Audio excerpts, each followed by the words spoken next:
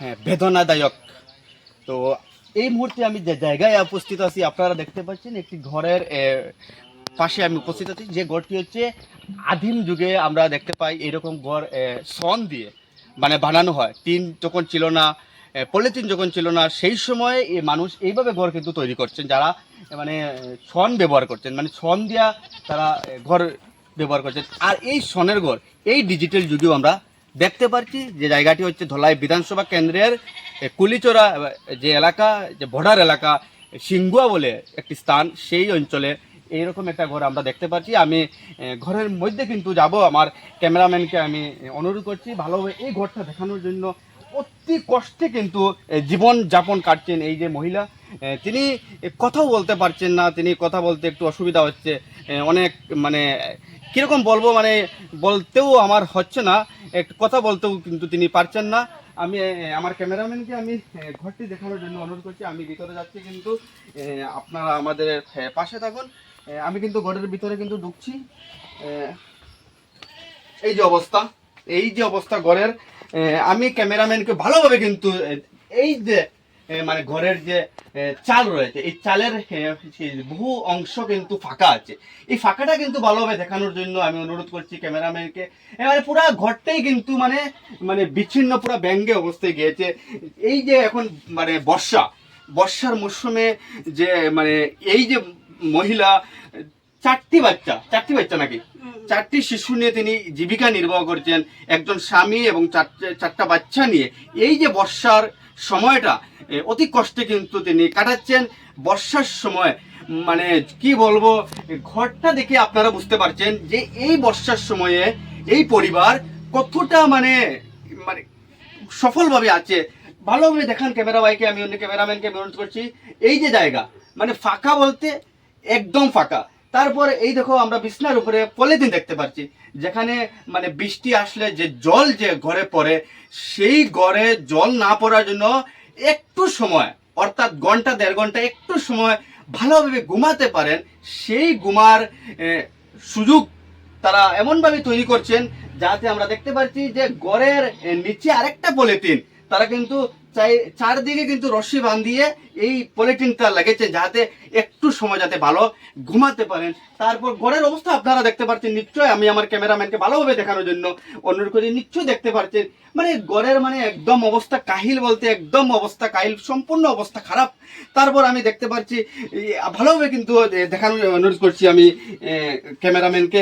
তারপর দেখো ঘরের যে অবস্থা, এই ঘরের অবস্থা দেখে আপনারা নিশ্চয়ই দেখতে পাচ্ছেন অবস্থাটা কিন্তু বহুত কাহিল অবস্থা। মানে অতি কষ্টে মানে বলার মানে সীমা নেই, অতি কষ্টে কিন্তু জীবিকা নির্বাহ করছেন। তারপর এই দেখো মানে ঘরের মধ্যে যে চুলা, আমরা আগে মাটির চুলা ব্যবহার করতাম, চুলা ব্যবহার করে কিন্তু তিনি রান্না বান্না করছেন। তারপর এই দেখুন চুলার যে পাশে যে জায়গা, মানে সেটা কিন্তু একদম ভেঙে গেছে।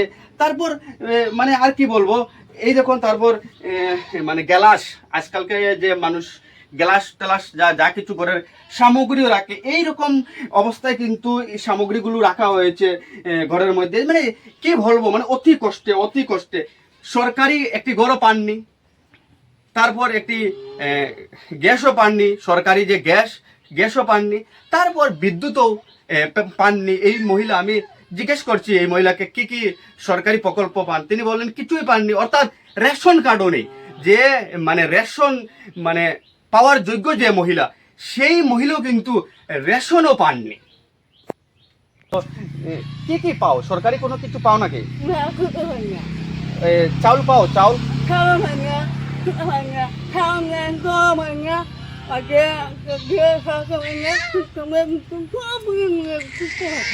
কিচ্ছু পাও না, মানে কারেন্টও নেই, গ্যাসও নেই, রেশন কার্ডও নেই। মানে আপনারা দেখতে পাচ্ছেন মানে অতি কষ্টে মানে বলার সীমা নেই, অতি কষ্টে কথা বলতে পারছেন না এই মহিলা।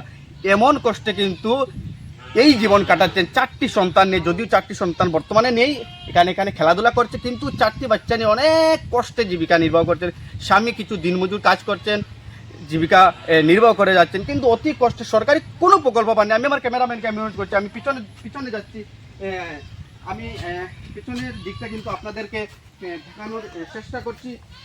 বিশেষ করে আমি আমার ক্যামেরাম্যান বাইকে একটু ঘোরার জন্য আমি বলবো। এই দেখো, এই যে ঘর, সেটা কিন্তু ঘরের পিছন দিক। পিছন দিক দেখুন আপনারা, আমি আপনাদেরকে ভিতর দিক দেখাচ্ছি, মানে কি বলবো, ভিতর দিক দেখাচ্ছি আপনারা, মানে আপনারা দেখলেই বুঝতে পারবেন এই যে অবস্থা, এই কাহিল অবস্থায় কিন্তু এই মহিলা জীবিকা নির্বাহ করছেন, মানে সরকারি প্রকল্প কিছুই পাননি। তিনি বললেন যে আমি বিজেপিকে ভোট দিই। আমি বললাম আপনি ভোট কাকে দেন? তিনি বললেন আমি বিজেপিকে ভোট দিই, কিন্তু আজ অবধি বিজেপি আমাদেরকে কিছু করেনি। না আমাদের একটি ঘর দিয়েছে, না আমাদের একটি বিদ্যুৎ দিয়েছে, না আমাদের একটি উজ্জ্বলা গ্যাস দিয়েছে, কিচ্ছুই দিইনি। কিন্তু আমাদের এই জায়গাটি পাট্টাই জায়গা, তিনি তিনি উল্লেখ করলেন আমাদের এটা পাট্টাই জায়গা, কিন্তু আমি কিচ্ছুই পাইনি। তো অতি কষ্টে জীবিকা নির্বাহ করছেন আপনারা। দেখতে পাচ্ছেন, আমি আমার ক্যামেরাম্যানকে ভালোভাবে একটু দেখানোর জন্য আমি অনুরোধ করছি। এই দেখুন অবস্থা, এই যে অবস্থায় কিন্তু দিন কাটাচ্ছেন, এই অবস্থায় কিন্তু মহিলা, তাই এই পরিবার দিন কাটাচ্ছেন। আমি ক্যামেরাম্যানকে আমি আসার জন্য অনুরোধ করছি। পুরো গড়টা কিন্তু, পুরো জায়গাটা কিন্তু ভালোভাবে দেখানোর চেষ্টা করছি। আমি কিন্তু ঘরের পিছন দিক হয়ে কিন্তু এইদিকে যাব, মানে